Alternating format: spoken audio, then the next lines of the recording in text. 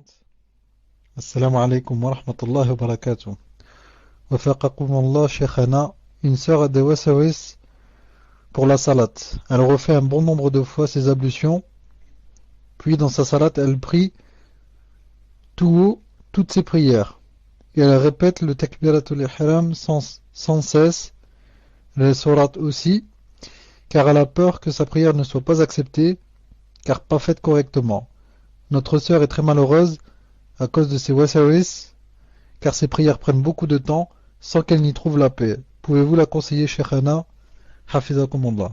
Tfadal, Sheikh. Non, je la conseille, comme conseil des ulama, la personne qui a des waswas. Ils disent que quand une personne a terminé la chose, a terminé par exemple le wudu, ou bien a terminé la salat, et ensuite le waswas vient lui dire, ou l'a terminé son ghusl, ensuite le waswas vient lui dire, tu n'as pas dit bismillah, ou bien tu n'as pas dit Allahu Akbar, mais tu n'as pas fait le tashahhud, ou bien tu n'as pas fait tes cheveux pendant le ghusl, ou bien, que jamais il ne doit écouter le waswas. Jamais. Non. Par contre, il doit dire, moi, ma charia me dit de ne pas écouter le waswas. Non. D'ailleurs, c'est un peu comme certains gens ont le waswas, et ça c'est très important et dangereux. Ils ont le waswas dans le divorce. Certains frères ont le waswas dans le divorce. J'ai divorcé, j'ai pas divorcé. J'ai divorcé, j'ai pas divorcé. Il lit une phrase d'un livre, il dit j'ai divorcé. Il ouvre la porte de la maison, il dit j'ai divorcé. Il ouvre le portable, il dit j'ai divorcé ou là j'ai pas divorcé. Cela, ensuite le shaitan, qu'est-ce qu'il vient leur faire? Il va lui dire écoute, pour avoir un cœur apaisé et ne pas tomber comme ça malade du matin au soir, j'ai divorcé, j'ai pas divorcé, qu'est-ce que tu fais? Divorce-la. Divorce-la, tu auras le corps apaisé. Ensuite il va lui dire tu es divorcé. Et il dit alhamdoulilah, maintenant je peux manger à l'aise et dormir à l'aise. Alhamdoulilah, maintenant je l'ai divorcé. Alors qu'il ne sait pas qu'il a obéi au shaitan. Le shaitan qui quoi? Qui sépare entre l'époux et l'épouse. Et que normalement il aurait dû, j'ai dit le verbe, comment on dit, et obéir. Il aurait dû obéir au prophète sallallahu alayhi wa sallam, pas au shaitan. Au prophète sallallahu alayhi wa sallam qui dit quoi? Qui dit que quand vous êtes dans la salat, si vous avez des waswas, mon wudu est parti, n'est pas parti, mon wudu est annulé, il n'est pas annulé, il ne sort pas. Il dit pas comme a dit cette personne, je divorce. Donc j'annule mon wudu, khlas. Allez, je fais sortir des gaz, et alhamdoulilah, je sors de la salat, après je refais. Non. Mais le prophète m'a dit, tu ne sors pas. Tu restes dans la salat jusqu'à ce que tu entendes un son ou bien que tu sentes une odeur. Tant que tu n'as rien entendu ni senti, tu ne sors pas de la salat. Voilà ce qu'a dit le prophète sallallahu alayhi wa sallam. Mais ici le shaitan va lui dire non. Fais sortir des gaz comme ça, tu vas avoir le cœur apaisé, alhamdoulilah, car tu es dans le doute. Et ça c'est faux bien sûr. Donc je dis à cette sœur, quand tu fais les salades premièrement, il ne faut pas les faire à voix haute, il faut les faire à voix basse.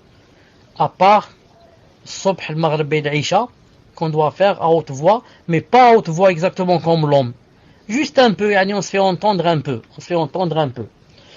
Je lui dis que elle ne doit pas écouter le shaitan et elle ne doit pas suivre les waswas, sinon, wallah, je jure 3 fois par Allah subhanahu wa ta'ala qu'elle va tomber malade et qu'elle va pas aller loin et qu'elle va abandonner la salat. Pourquoi? Parce qu'elle peut pas. C'est impossible de terminer dans une situation pareille. C'est pas possible. Toute personne qui serait à sa place ne pourrait pas continuer. Imaginez, rester peut-être 1 heure pour faire une salat. Salat al-Dhuhr, je reste 1 heure ou 2 heures pour la faire. Ou bien je la fais 4 ou 5 fois. Pour faire le wudu, je le fais 5 ou 10 fois.